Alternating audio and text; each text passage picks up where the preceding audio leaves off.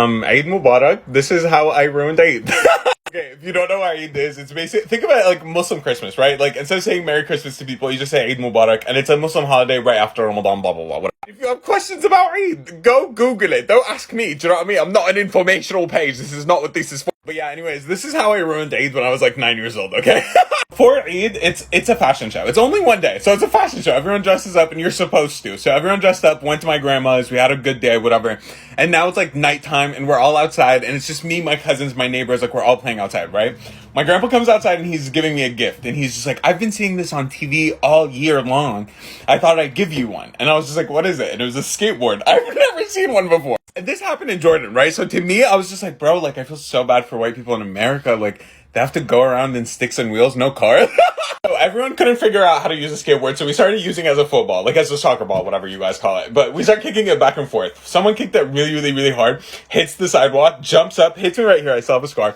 And I was like, fuck me. Like, you know what I mean? I always get nosebleeds, so I was like, oh, like, this just ruined my day. So I go like this, waiting for it to start happening, like my nose to start bleeding, and I continue playing, whatever.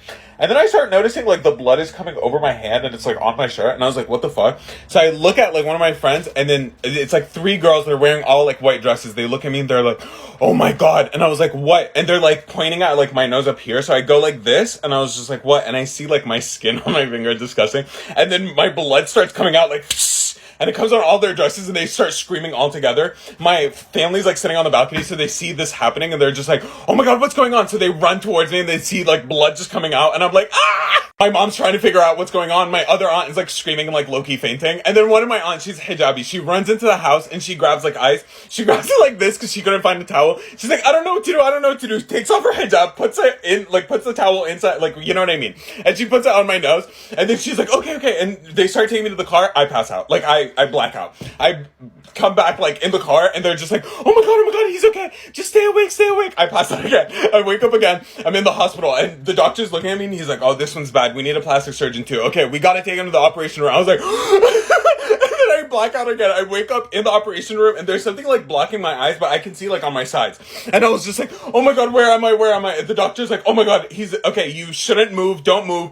It's okay. Like your mom is right next to you, whatever. And I was like, okay, mama. And I like tried to grab her hand.